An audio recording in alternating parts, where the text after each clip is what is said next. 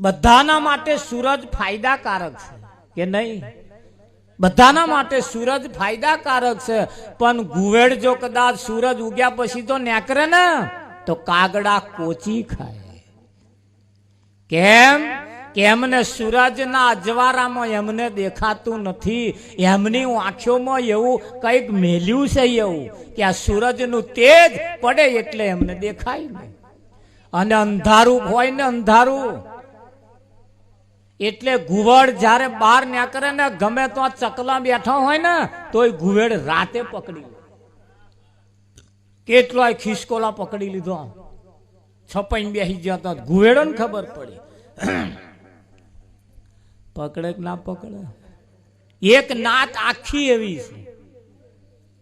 ગુવડ જુઓ, ચીબરીઓ જુઓ, પેલા ચોમાતીડીઓ તમે જુઓ, વાગોલ્યો જુઓ, વાંધરી ચાકરણ બે મોઢા વાળી, પેલા છછુંદર એકબીજાના પૂંછડો ઝાલીને હેડતો હશે, અને દિવાલના ટેકે ટેકે હેડે.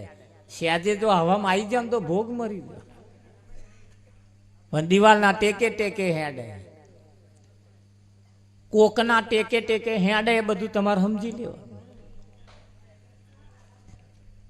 એટલે કયું જાગ્યા ભાગ મારો, આપણું ભાગ જાગ્યું. તે દલપતરામ મહારાજ જેવા સદગુરુ આપણે ઘેર પધાર્યા. ભવના બંધન કાપ્યા બળદેવ. કેવા બંધન?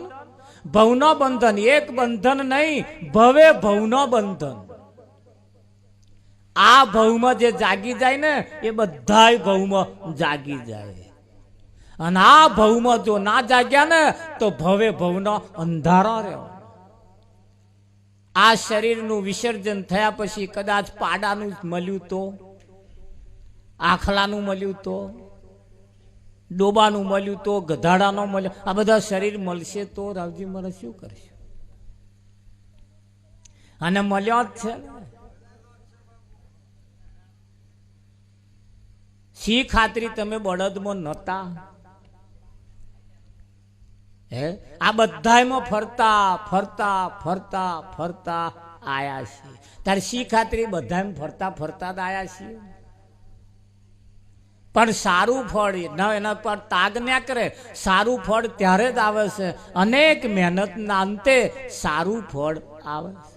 એના ઉપરથી એનો તાગ મરાય કે આપણે પહેલા કંઈક આવું હતું, અને પછી આવી 84ના ચક્કરમાં ફળ્યા. અને જો પાછો આવો કંઈક હાથમાં આવી ગયો, 84 લાખ અવતારમાં 83,99,999 આ લાસ્ટ, આ છેલ્લું. બીજો બધોય કશાય કોમનો નથી. હે છે વિઠ્ઠલ મહારાજ? વાયરો અમત ખવાય ને તાર? શું વાયરો ખાવાનો ના હોય તો કશું ખાવાનું ના હોય ને તારે એવા એમ કે શું વાયરો ખાવાનો? કશું નહીં. તા વાયરા વગર બીજું છે શું? અત્યારે બધા વાયરો જ ખોરા નહીં. જો આ સહેજ વાયરો રોકાઈ જાય એટલે હવે ગભરાઈ જાય, અને થાય કે ના થાય?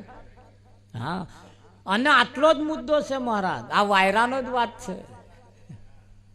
હવા હવા જે છે ને, હવા એક નાકમાં અંદર જાય અને એક નાકમાં બહાર ન્યા કરે. આ મહી પેઠો એ બહાર ના ન્યા કરે તોય ઉપાધિ, બહાર ન્યા કર્યો એ પાછો મહી ના પે તોય ઉપાધિ. આટલી જ મિલકત તમારી. એ આ જે મહી પેઠું એ બહાર ના ન્યા કર્યું તો બેંકમાં ગમે તેટલા રૂપિયા હોય તમારા કશાય કોમના નહીં.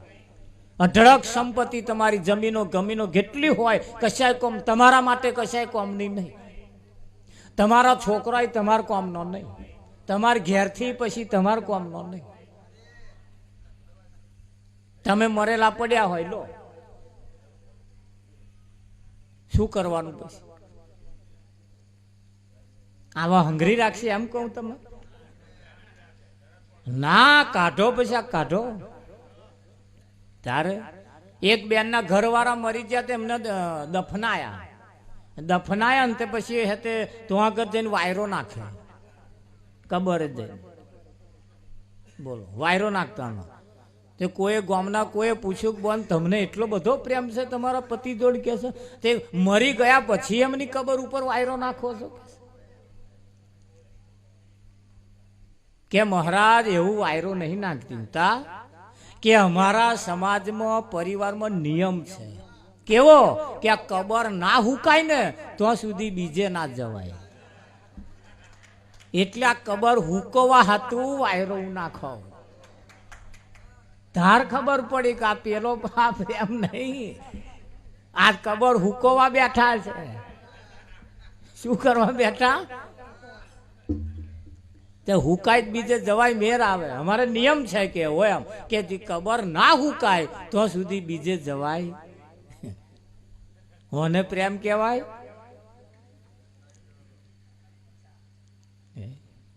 કેદાર બધાય હશે અને કદાચ આપણે રાખવા છે ચલો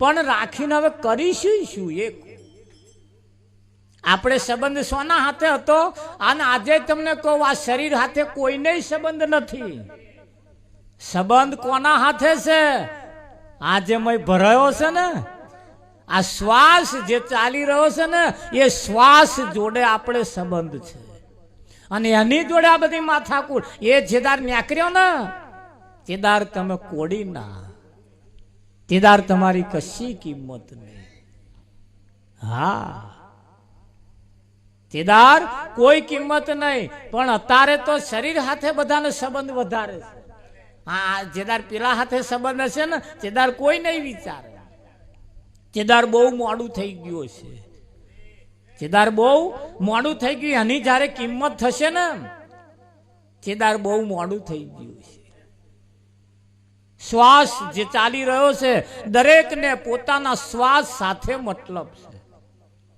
હા અને માના ઉદરમાંથી જેદાર જન્મ થયો અને જે નાડ કાપી અને જે હાહાકારો લીધો તાનો મય પેઠો